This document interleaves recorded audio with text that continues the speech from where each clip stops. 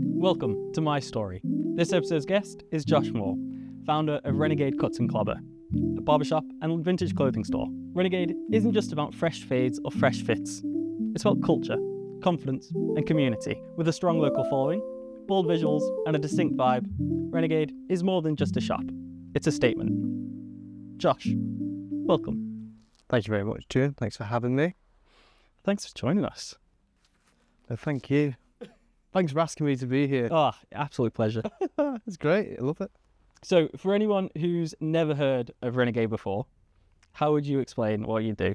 Renegade distinctly is two things really. It's a vintage store and a barbershop.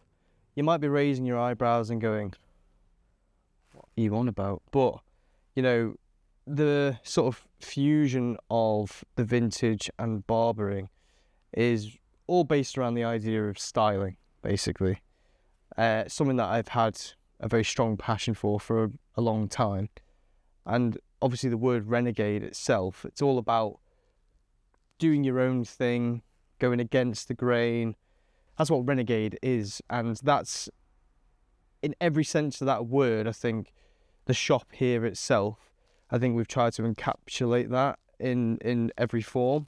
And yeah. Whether that comes down to buying like a new outfit or you're coming in for a haircut, it's all about being different and doing your own thing and being yourself. Yes, being uniquely you. Uniquely you, which I think sometimes there can be a lot of barriers over here, especially on the island, about wanting to express yourself fully and truly. Yeah. And I think this is kind of where it came from, really, was creating a space, not just a shop or a barbershop or anything like that, but creating a space where people can come in, feel comfortable, ask questions, hang out, and be able to express yourself fully, which is the main thing that I think Renegade represents.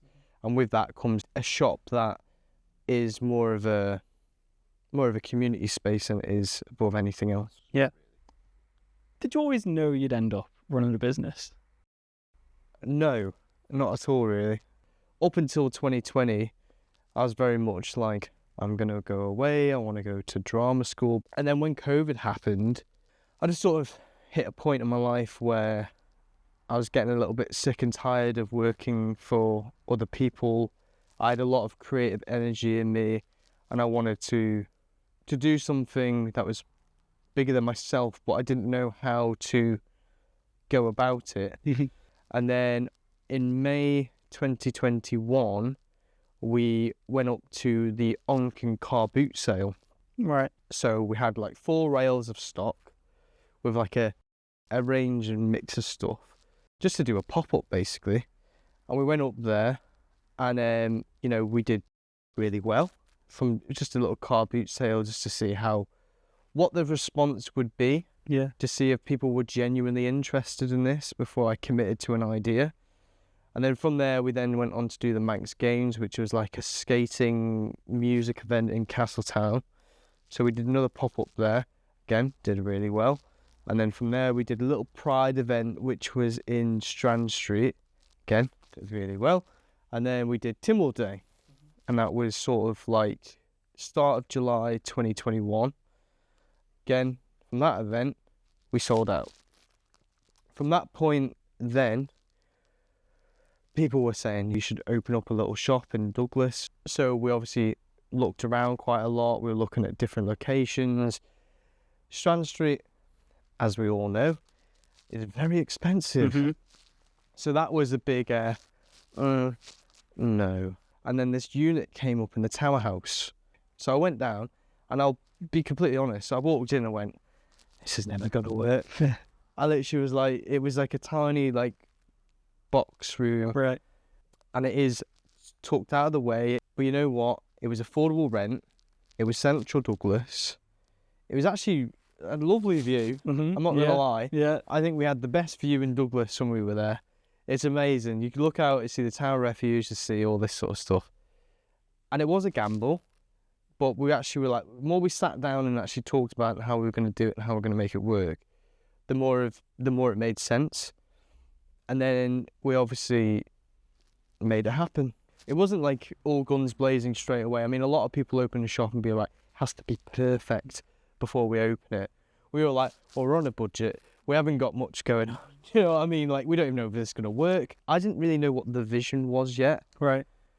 You know, it probably sounds crazy to anybody who's like, what do you mean there was no vision? There was a vision, but it was more like it didn't know what it was yet. It was a vintage store, but did it have all the guns blazing at the start? No, it didn't. Rome's not built in a day. It's still evolving now, even to this day.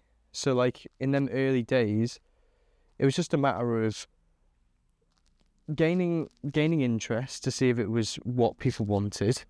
We were in the Tower House for 3 years, which was, you know, a long time really. The more I think about it, we were there for a very, very long time.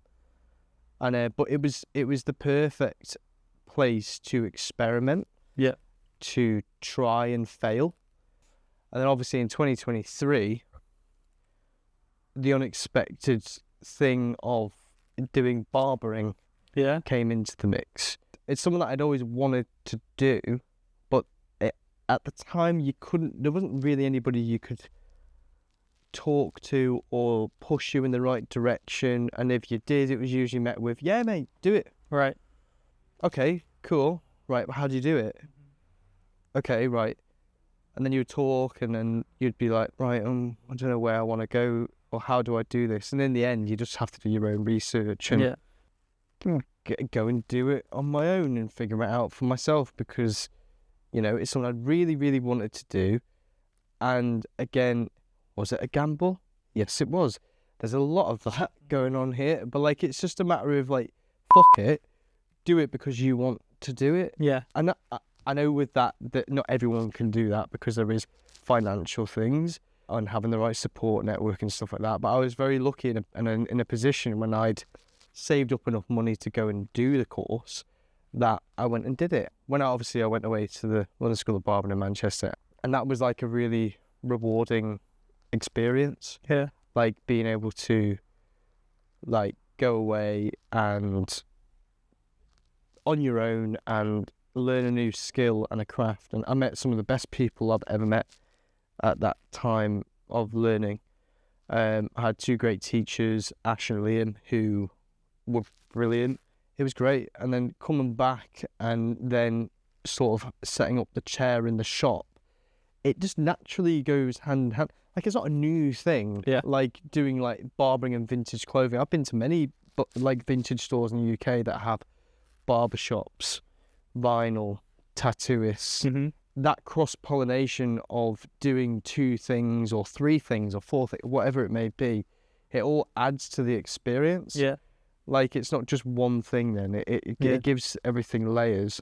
Especially with, as you say, the cost of owning a brick and mortar shop being so expensive. Having the multiple ideas all in one place, it just feels natural, doesn't it? Exactly. And I think that's one of the things that we're having that, again, like that cross-pollination. It's all about the customer at the end of the day. Yeah. It's creating an experience that, you know, they feel comfortable to come into. Hopefully, you know, they take a seat in the chair, you're welcomed as a friend, and you have a great haircut with us. And it's about, you know, having that unique selling point to it, I guess, and having the experience of, you don't have to come in just for a haircut. I think, you know, you can come in for a browse and stuff like that. We're always going to be like, hi, how are you? You know, you're right. Yeah. Welcome, dude. It's an experience. That's the fun part about what we do, and having the you know, coming in and finding that one-off piece. Yeah. No. What was the question? that was great. That was great. Yeah, no. Sustainability. Yeah. Finding unique pieces. Yeah. Why have I not even talked about that yet? Well, sorry, there we are. You good? That is the main thing as well. It's sustainable. Yeah. It is sustainable. It's you know, it's secondhand clothing. The way the world is going now, fast fashion sucks. It does. Yeah. It's a sustainable way of shopping and giving your clothes a second lease on life. We're working on a couple of projects at the minute. In terms of upcycling. Nice. So Diane is working on our Rework collection at the minute. I've been teasing online our little RAM thing. So that's what that is. So the RAM logo is coming back and is going to be representing our Rework collection, adding that little bit more character, and you can then either choose to take that away and build upon it or stuff like that. So it's different ways of introducing ways of recycling and upcycling clothing with our stamp on it, I guess. Nice. Hear that? Adventure's calling. Answer with open roads, quiet mornings, and wild beauty at every turn. Every mile a story, every stop a new horizon. Your home on wheels, built for the Highlands, ready for anywhere. Adventure awaits. Find yours with Fandango. Okay, Josh, we're in our second location. So tell us where we are and why we're here. So we are currently in the Tower House, or probably known as the Opal Centre now. Opal Centre now, yeah. Which is where we began our journey back in July 2021. This was the home and location of our first shop. It's the first time I've actually really been back in here since we've left, and it's got a lot of nostalgic feelings around it, which is quite lovely actually. What advice would you give a small business looking to grow their reach on socials? Social media nowadays is a big part of running a business. I think a lot of people might disagree with me there. That's fine. That's okay. But I do think it's important to connect with your audience. Yeah. I'm sure if people follow us online, they'll probably know that sometimes half the stuff I post isn't even about what I do, like whether that's selling clothes or cutting hair. What, you know, a lot of it is trying to connect with an audience and make it hopefully engaging, and it gives and make it informative about what you could expect from an interaction with us in store. Yeah. We've done a lot of like narrative videos before, but I think that just stems from my background in theatre and acting. Yeah. That I've got them skills. I'm going to use them, whether it's good at acting or not. It's not meant to be, but it's a way of making it fun and hopefully engaging. And I've got background in that field, that I know how to use a camera and stuff like that. Yeah. Not a lot of people do. So someone that might take me 10 minutes might take somebody a couple of hours because I've got that knowledge. But I think it's a very important skill to use in a business. Again, just to reach your audience, make people excited to come back into store.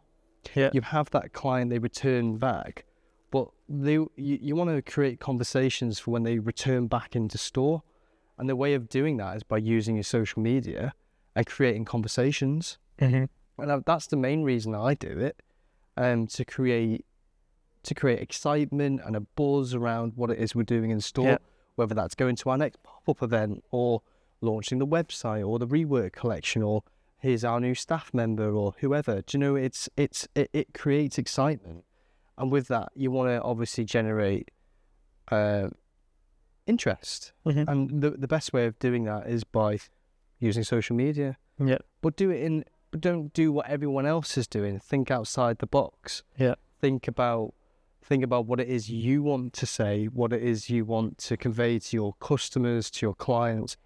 I think you try not make it samey. Do something that's a little bit different and make it exciting. And I think that goes a long way. Yeah. But I'd say it's more about keeping your customers excited, even when they're not in the shop. You know, it keeps them engaged with you. I think it's a personable story. Yeah. Like a lot, we have the word Renegade on the shop, right? Renegade Cuts and Clobber. But they're not thinking of that. They're thinking sometimes, they might think of me first because of that interaction online, or they go, that's Josh's shop, that's a big thing of it, I think. Not in like an egotistical, narcissistic way, but like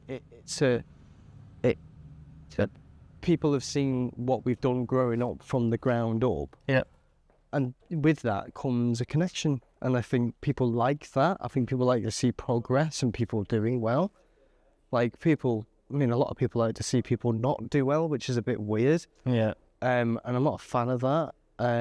But, you've got create a story around it, and this is your story. Yeah. But that's so important, and with that comes creating not a narrative, but just keeping people engaged with what you're doing at all times, really. That's it. Yeah. And it's keeping people excited. Like, a lot of people might go, well, I don't need to do that now. Yeah. Do you know what I mean? But like, I think it's an important part of it. Yeah. To keep doing it. Yeah. To keep people engaged, and I like doing it. It's creative. It's fun. I like it because it ticks my brain in a different way. I enjoy it. It's not like a task. I just enjoy doing it. Yeah. I mean, I have moments where I do more of it at different parts than others. Again, going back to consistency, I need to learn to be more consistent with my social media. Yeah. Definitely, because the last few months I've been so busy with what I'm doing that I've not done enough of it. Yeah. And I will be doing more, I promise. And I think that's the challenge that many business owners will face, is finding the time to dedicate towards marketing. Yeah. Because at the end of the day, you've still got to actually do the business bit. Yeah. And I know it's scary to put yourself out there. I know it is, because with that sometimes people go, what are you doing? Yeah. Yeah. But like, you can either let that bother you, or you can think about all the other positives that come with it. That's it. Yeah. And to me, that's more important than going, oh, so and so said I look like a dick because I was riding my bike. Yeah. That was a good one. That was a good one. Yeah, I enjoyed that maybe. Yeah. Yeah, it was good. But you're right. You know, there has to be a stage where you have to get over that doubt of what if people don't like it. Yeah. What if they do? What if it turns out to be the best thing you ever did?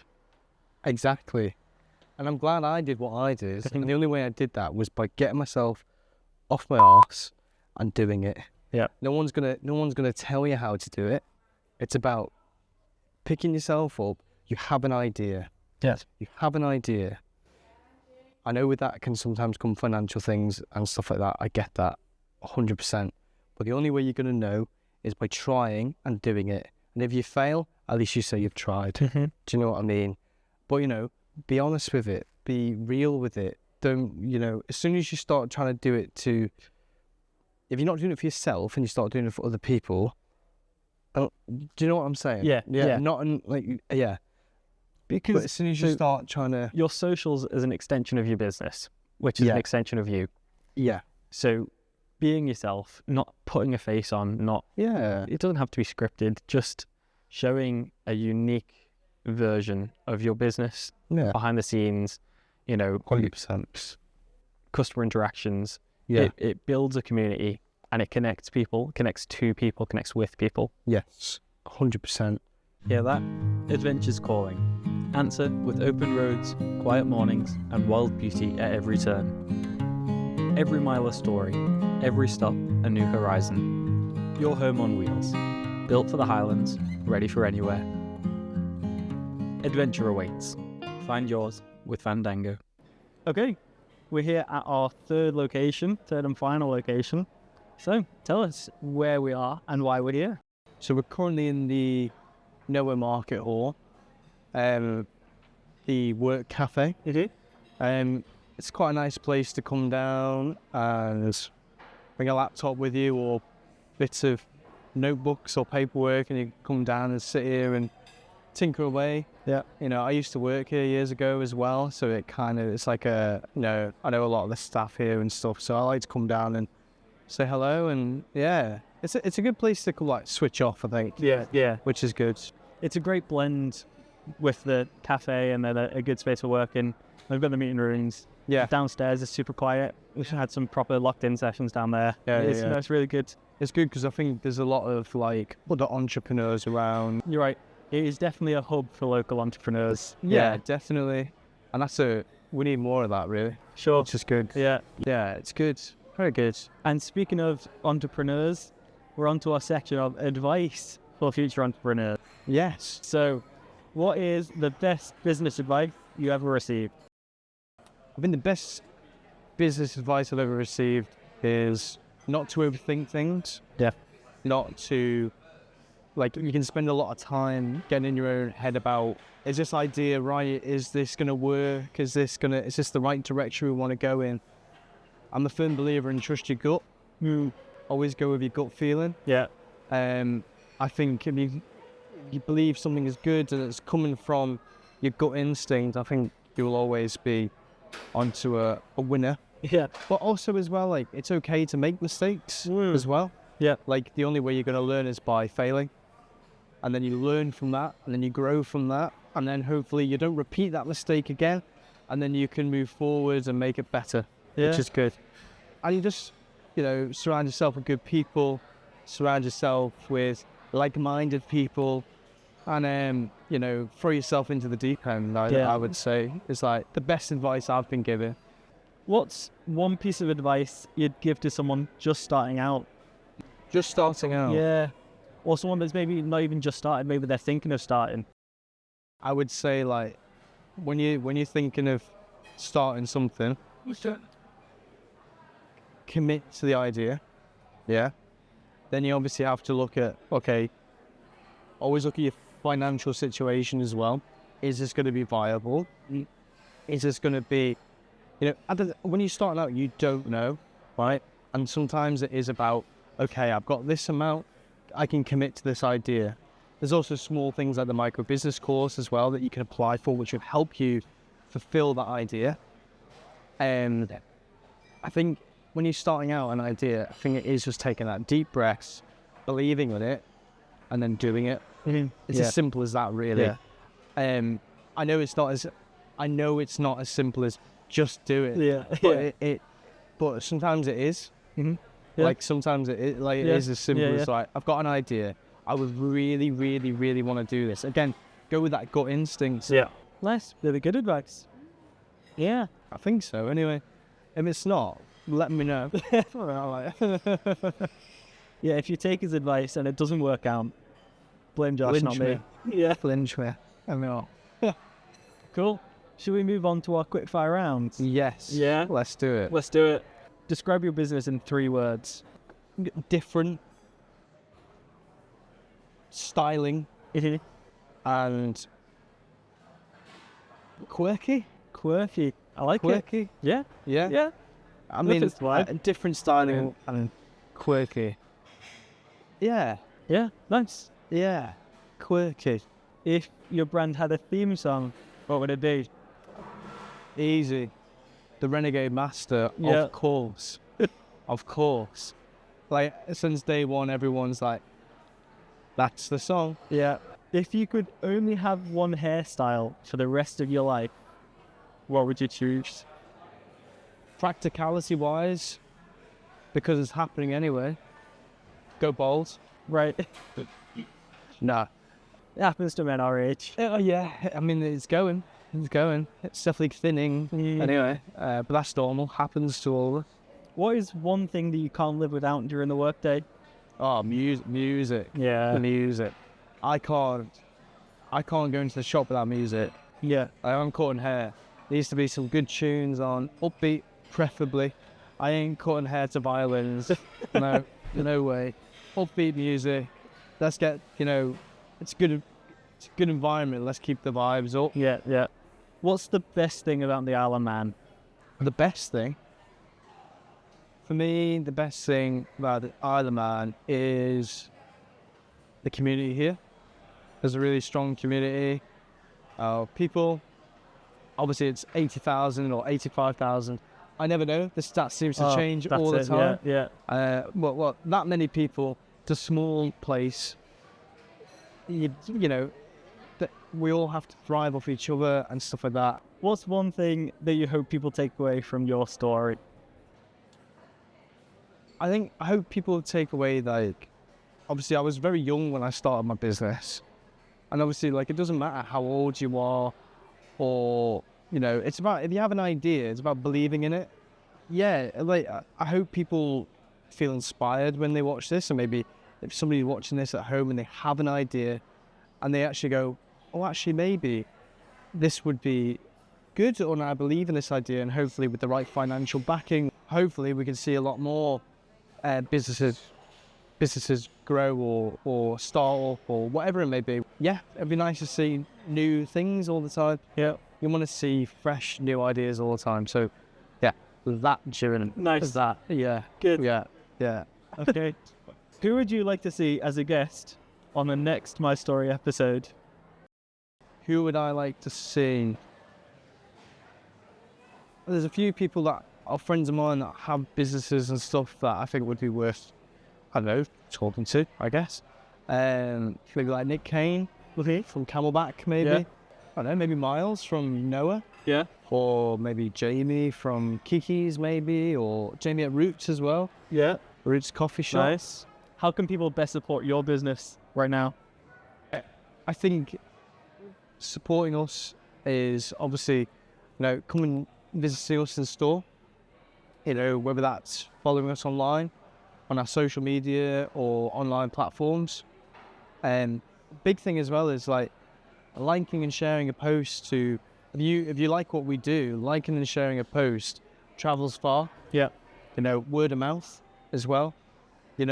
That makes a big difference. So where can people find you? So you can find us on Facebook, find us on Instagram, TikTok.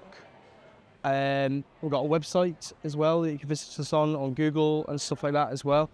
Or you can phone me, 07624 411 996, or send an email to renegadevintage.iom@gmail.com.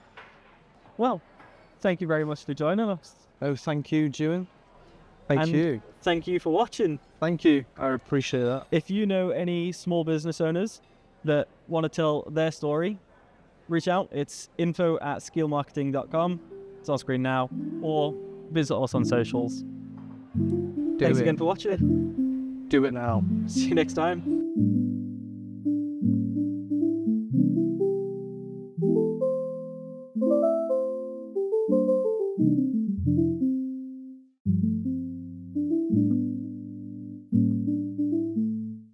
Maybe Canada then. New Zealand's really nice when they have their winter. Yeah.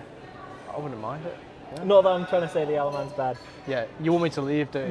No, stick to You the want me to island. leave, don't you? That's definitely getting cut. Fair.